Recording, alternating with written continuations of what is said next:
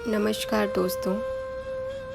आज हम जानेंगे कि किस प्रकार आदि शक्ति ने ब्रह्मा, विष्णु और महेश को स्त्री बना दिया। जब सारी सृष्टि को अपने में समेटकर भगवान विष्णु शेष शैया पर सो रहे थे, तब उनके कान के मल से मधु और कैटभ नाम के 2 दैत्य उत्पन्न हुए। इन दैत्यों ने देवी पर अम्बा की आराधना करके उनसे इच्छा मृत्यु का वरदान पा लिया था। वरदान के घमंड में ये दोनों दैत्य ब्रह्मा जी को मारने के लिए तैयार हो गए। तब ब्रह्मा जी ने विष्णु जी की प्रार्थना की, परंतु भगवान विष्णु योग निद्रा के अधीन थे।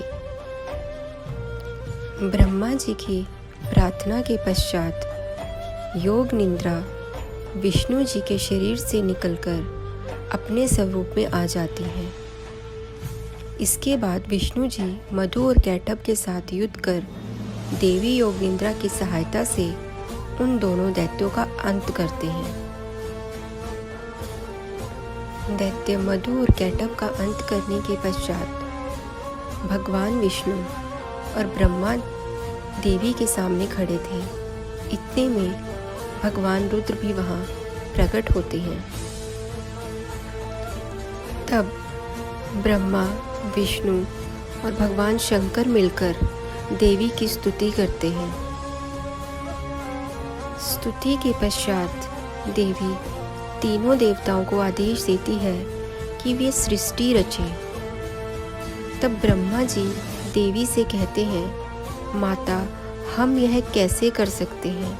सब ओर तो जल ही जल है, पृथ्वी का कहीं कोई पता नहीं है। ना ही इंद्रियां, जिनसे जीवों का शरीर निर्माण किया जाता है, उनका भी कहीं अता पता नहीं है। त्रिदेव की ये बातें सुनकर देवी के मुख पर मुस्कान भर आती है। इतने में आकाश में एक विमान आता है। देवी ब्रह्मा, विष्णु और रुद्र से कहती है, तुम तीनों निर्भीक होकर विमान में प्रवेश करो। मैं आज तुम्हें एक अद्भुत दृश्य दिखाऊंगी। त्रिदेवों को विमान पर बैठ देख देवी ने अपने सामर्थ्य से उस विमान को आकाश में उड़ा दिया। देखते ही देखते विमान उस स्थान में गया जहाँ एक बहुत बड़ा वन था। उसमें एक बहुत ही भव्य नगर था, जिसमें बहुत ही लंबे लंबे महल थे। उस जगह का परिचय पाने की इच्छा त्रिदेवों के मन में होने लगी। वहाँ त्रिदेवों ने उस नगर के राजा को जंगल में शिकार करते देखा और देवी जगदम्बा को भी विमान पर देखा। उसी क्षण वह विमान हवा से गति पाकर किसी और क्षेत्र में गया। वहाँ त्रिदेवों ने देखा कि ये तो स्वर्ग है। इंद्र अपनी सभा में है, बहुत सी अप्सराएं वहाँ नृत्य कर रही हैं। उसके बाद विमान ब्रह्मलोक के समीप गया। वहाँ त्रिदेवों ने देखा कि ब्रह्मा जी अपनी सभा में बैठे हैं और समस्त ऋषिगण उनकी पूजा कर रहे हैं। यह देखकर ब्रह्मा आश्चर्यचकित हो गए। इसके बाद विमान शीघ्र ही हवा से गति पाकर कैलाश गया। वहाँ देखा भगवान रुद्र अपने नंदी पर बैठकर ध्यान स्थली की ओर जा रहे हैं। इन रुद्र के 5 सिर थे। भगवान गणेश और कार्तिकेय जी शिव जी के दोनों ओर थे, जिससे शिव जी की बहुत शोभा हो रही थी। देवी पार्वती शिव जी की पूजा की तैयारी कर रही थी। इतने में ही विमान बैकुंठ गया।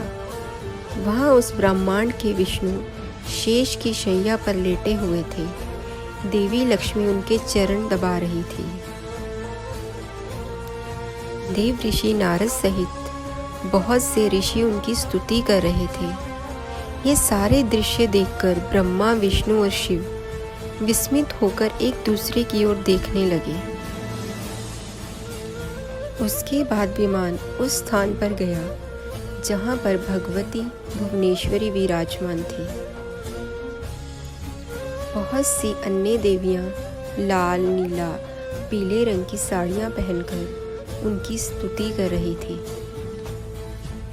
देवी भुवनेश्वरी को देख के ब्रह्मा, विष्णु और शिव जी को देवी के दर्शन करने की इच्छा हुई।